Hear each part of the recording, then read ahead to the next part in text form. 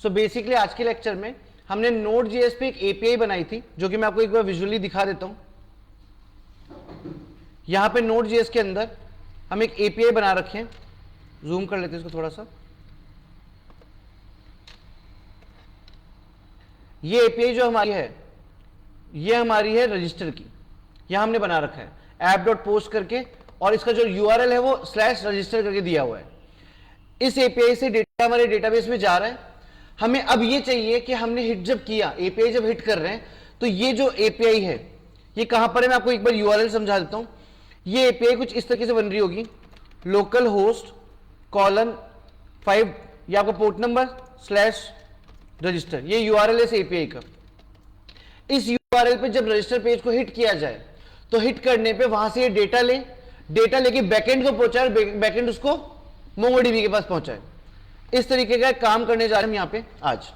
सो इसको एक बार सेव कर लेते हैं और हम आ जाते हैं कहां पे, हमारे रिएक्ट पे। रिएक्ट में हमने एक फॉर्म बनाया था, इस फॉर्म से सारा डेटा हमने कहां ले लिया था, कलेक्ट डेटा नाम के फंक्शन में, और यहां पे हमने इसको console.want करके ईमेल नेम और जो हमारा पासवर्ड है वो हमने प्रिंट करवा दिया था। अब एपीआई में डेटा पहुंचाना 4 मेथड्स होते हैं। पहला हमारा है गेट, जो क्या करता है, डेटा लाके देता है। पोस्ट, डेटा डलवाता है। पुट, डेटा अपडेट करवाता है। डिलीट, डेटा को डिलीट करवाता है। हमें यहां पे चाहिए पोस्ट एपीआई। पोस्ट क्यों? क्योंकि रजिस्टर से डेटा जाएगा डेटाबेस में, तो हम पोस्ट कर रहे हैं। पोस्ट एपीआई को काम में लेने के 2 तरीके, ऑलरेडी मेरे वीडियो लेक्चर्स में मैं एक तरीका सिखा चुका हूं जिसका नाम था एक्सियोस। आज मैं जो लेके जाना हूं वो दूसरा तरीका है प्रॉमिस, जो कि जावास्क्रिप्ट, ECMAScript, रिएक्ट और नोड का सबसे इंपॉर्टेंट टॉपिक माना जाता है, जिसको कहते हैं प्रॉमिस। प्रोमिसेस मैंने अभी तक टच नहीं किए, इसलिए मैं आज जो एपीआई हिट कर रहा हूं, किससे कर रहा हूं, प्रोमिसेस से कर रहा हूं। अगर आपको गूगल करना है कि प्रोमिसेस कैसे होते हैं, तो आप गूगल पे लिख लेना जावास्क्रिप्ट फेच मेथड। क्या लिखेंगे आप लोग, मैं यहां लिख के देता हूं, जावास्क्रिप्ट फेच मेथड। ये लिखने पे आपको मिल जाएगा इसका पूरा डॉक्यूमेंटेशन, पूरा तरीका, पूरा कोड। मैं सीधा लगाने जा रहा हूं यहां पे। तो मैंने क्या किया था, console.want पे यहां पे डेटा लिया था। आप बोलो तो ऐसा बोल सकते हो मैं आपको फैच मेथड पढ़ा रहा हूं, या फिर आप ऐसा भी बोल सकते हो कि मैं आपको प्रॉमिस क्रिएट करना सिखा रहा हूं। कैसे बनता है एक प्रॉमिस? आपको सबसे पहले एक वेरिएबल अज्यूम करना है, आप किसी भी नाम से ले सकते हो। मैंने एक वेरिएबल ले लिया, किस नाम से, रिजल्ट नाम से। उस वेरिएबल के आगे आपको यहां पे लिखना है अवेट। क्या लिखना है, अवेट। मतलब जो भी इसके आगे काम लिखूंगा, अवेट के आगे जो भी लिखूंगा, उसको पूरा काम होने के लिए वेट करना पड़ेगा। समझ गए? अवेट का मतलब, वापस बोल रहा हूं, अब इसके आगे जो काम लिखने वाला हूं वो काम तब तक नहीं होगा जब तक पूरा काम फिनिश नहीं हो जाए। जब भी आप किसी भी फंक्शन के आगे असिंक लिखते हो तो अवेट लिखना कंपलसरी होता है, या फिर किसी भी चीज के आगे अवेट लिखते हो तो असिंक लिखना जरूरी होता है। असिंक जो है वो फंक्शन के नाम के बाद आता है, और अवेट जो है वो आपके टास्क के पहले आता है। टास्क मतलब काम जो आप करने वाले हो। समझ में आया? असिंक लगता है फंक्शन के आगे और अवेट लगता है टास्क के आगे। क्या टास्क है? डेटा पहुंचाना है। कब तक काम नहीं करेगा? तब तक वेट करेगा जब तक डेटा पहुंच नहीं जाता है। तो हमने लिख दिया अवेट। अवेट के बाद 2 ही काम तरीके बताए कि तो फैच या एक्सियोस। मैं एक्सियोस काम में नहीं ले रहा, मैं ले रहा हूं फैच। तो मैं यहां पे गया और मैंने लिखा FETCH, आया फैच। फैच क्या कर रहा है, लेके आ रहा है, फॉर्म से डेटा लेके आ रहा है, डेटा देके आ रहा है, ये काम कर रहा है फैच। अब फैच के अंदर पहला पैरामीटर, 2 पैरामीटर जाते हैं। आप क्लियर देख लो, आपको लिखा हुआ दिख रहा है URL। क्या लेगा ये, URL। URL मतलब एपीआई का लिंक, जो मैंने नोड में बनाया था, अभी बताया था कैसा बना था, HTTPS या फिर http://localhost/ और पेज का नाम मैं आपको दिखा देता हूं एक बार। पेज का नाम था रजिस्टर, जो नोड में बनाया था, उसी नाम को लिखूंगा यहां पे। ये एपीआई कहां बना हुआ है, ये एपीआई मेरा बना हुआ है Node.js में। यहां पे एक और चीज मिसिंग है, वो है पोर्ट नंबर। ये पोर्ट नंबर कहां मिलेगा, Node.js के कोड में सबसे नीचे चल जाओ, सबसे नीचे यहां मिलेगा आपको अपना पोर्ट नंबर। ये पोर्ट नंबर आप यहां से उठाओ और आ जाओ, और कहां लगा दोगे, लोकल होस्ट के आगे। अब क्या होगा, यहां से रिक्वेस्ट भेजेगा किसको, Node.js को, और बोलेगा प्लीज ये डेटा ले जा और डेटाबेस में डाल दे। उस केस में 2 चीजें हो सकती है, डेटा डाल दे या डेटा ना डाले, उसको भी हैंडल करना पड़ेगा। कैसे करेंगे, आगे चलते हैं। तो पहला पैरामीटर तो समझ में आया, पहला पैरामीटर था यूआरएल। कैसे बनाया? ऐसे बनाया कि मेरे पास यहां पे डिफरेंट डिफरेंट एपीआई है, दिख रहे हैं? हर एपीआई में एक लिंक लिखा हुआ है, यहां रजिस्टर लिखा हुआ है, तो जब रजिस्टर पे काम करूंगा तो रजिस्टर लिखूंगा, लॉगिन पे काम करूंगा तो लॉगिन लिखूंगा। कहां डालना है ये? यहां तक का पार्ट आपका सेम रहेगा हर एक वेबसाइट के लिए, अगर आप लोकल होस्ट पे काम कर रहे हो तो। बदलेगा क्या? सिर्फ ये। सॉर्टेड। अब सेकंड पैरामीटर की बात करते हैं। सेकंड पैरामीटर जो है वो एक ऑब्जेक्ट है। ऑब्जेक्ट मतलब की वैल्यू, की वैल्यू, की वैल्यू। तो बनाया यहां पे ऑब्जेक्ट। ऑब्जेक्ट में पहला पैरामीटर फिक्स है, नाम आता है मेथड। क्या लिखते हैं पैरामीटर में? ये बताओ, गेट लगा रहे हो, पोस्ट लगा रहे हो, पुट लगा रहे हो, डिलीट लगा रहे हो? मैंने पहले बोल दिया डेटा भिजवा रहा हूं मतलब पोस्ट लगाऊंगा, तो मैंने यहां लिखा पोस्ट। पोस्ट मतलब रजिस्टर पेज से डेटा जाएगा, कॉमा। सेकंड पैरामीटर होता है बॉडी। क्या होता है? जिन लोगों ने अभी तक मेरी नोड की क्लास ली है उनको पता है बॉडी क्या कर रही है। बॉडी डेटा लेके जाने का काम करती है, ठीक है? तो आपको यहां पे नेम, ईमेल और पासवर्ड भिजवाना है आगे। अब जो यहां से डेटा जाता है ना, वो स्ट्रिंग फॉर्मेट में नहीं जाता है, वो जाता है जेसन फॉर्मेट में। तो आपको उसको जेसन में कन्वर्जन देना पड़ेगा। उसके लिए रिएक्ट जेएस में, जावास्क्रिप्ट में फंक्शन दिया गया है जिसका नाम है जेसन डॉट स्ट्रिंगिफाई। क्या फंक्शन का नाम है? Jason dot stringify. लगाओ, ऑब्जेक्ट बनाओ और आसान से बिल्कुल तरीके से इन तीनों वैल्यूज को यहां से कॉपी कर लो और कहां डाल दो।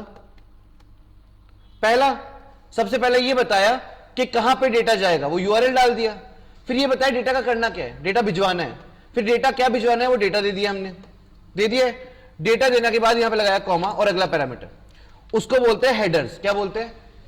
हेडर्स। आप रट लो, याद कर लो या समझ लो, जब भी एपीआई कनेक्शन होता है तो एक इंडिविजुअल चीज होती है हेडर, वो लगाना पड़ता है। और फिक्स जो लिख रहा हूं वही लिखना पड़ेगा, उसमें स्पेलिंग मिस्टेक भी नहीं कर सकते। अगर ये नहीं लगाया तो रिएक्ट का नोड से एपीआई कनेक्शन नहीं होगा। उसके बाद आप लगा लो ऑब्जेक्ट, और यहां पे आप दोगे capital C content minus capital T type application slash JSON. ये बता रहा है एप्लीकेशन मतलब API, application programming interface, API का ए। एप्लीकेशन बना रहे हैं और क्या कहां भेज रहे हैं? जेसन फॉर्मेट में भेज रहे हैं। ये एग्जैक्टली हर बार ऐसे ही लिखा जाएगा, कभी नहीं बदलेगा। कॉपी पेस्ट कर लो, याद कर लो या समझ लो। हेडर क्या करते हैं? हेडर इस टास्क को सक्सेसफुली कंप्लीट करवाएंगे, ये इनकी रिस्पॉन्सिबिलिटी है। उसके बाद आने के बाद if you want you can put A comma over here. वापस बोल देता हूं, हमने एपीआई का यूआरएल डाला, हमने पोस्ट मेथड लगाया, हमने स्ट्रिंगिफाई किया और हमने कंटेंट टाइप लगाया। कंटेंट टाइप लगाने के बाद आप जो डेटा आपने यूज किया है उस डेटा को आप कंसोल डॉट वांट करवा सकते हो या दिखा सकते हो, सही। अब उसको करते कैसे वो देखते हैं। यहां पे आने के बाद कॉमा लगाया हुआ है, इसको यहां पे टेक्निकली एंड कर देते हैं। कर दिया एपीआई एंड। एंड करने के बाद जो आंसर आएगा वो किसमें आएगा? रिजल्ट में। हो सकता है आया हो, काम हुआ हो सकता है नहीं हुआ हो। इसके लिए क्या करेंगे, यहां पे आएंगे। अब जो रिजल्ट आ रहा है ना आपके पास, ये एक ऐसी भाषा में होगा जो आपको समझ में नहीं आएगा। हेडर फॉर्मेट है इसका। कैसा फॉर्मेट है? हेडर। वापस से कन्वर्ट करो जेसन में। कैसे करोगे? यहां आओ, लिखो रिजल्ट बराबर अवेट, वेट करना पड़ेगा जब तक काम नहीं होता है, रिजल्ट डॉट जेसन। कन्वर्जन हुआ और अब करवा लो इसको कंसोल डॉट लॉग करवा लो, वॉन करवा लो। वॉन करवाओगे तो रेड कलर में कलर चेंज हो जाएगा थोड़ा सा, तो एक काम करता हूं वॉन ही करवाता हूं और यहां डालता हूं रिजल्ट। सेव करता हूं और सेव करके चेक करता हूं। ये बोल रहा है मेरे को रिजल्ट जो है वो कांस्टेंट है, वैल्यू बदली नहीं जा सकती। आपने बदल दी है यहां पे, देखना मैंने यहां वैल्यू बदल दी है, तो इसलिए क्या करो, इसको कॉन्स्ट हटा के क्या कर दो, लेट या वेयर।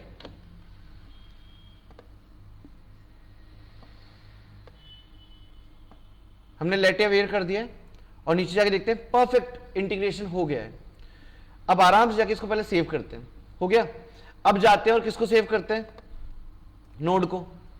और अब जाते हैं हमारे वेब पेज पे। आ गए, वेब पेज को रिफ्रेश कर लिया, राइट क्लिक किया, इंस्पेक्ट किया और खोल लिया यहाँ पे कंसोल। होपफुली शायद कंसोल आपको बड़ा नहीं दिख पाए, पर जब रिजल्ट आएगा तो आपको दिख जाएगा। मैंने यहाँ पे लिया, मेरा डेटाबेस खाली था, मैंने नाम लिया अमित, ईमेल आईडी बनाया amit@gmail.com और यहां पे लिखा पासवर्ड 123456 और किया पे रजिस्टर नाउ पे क्लिक।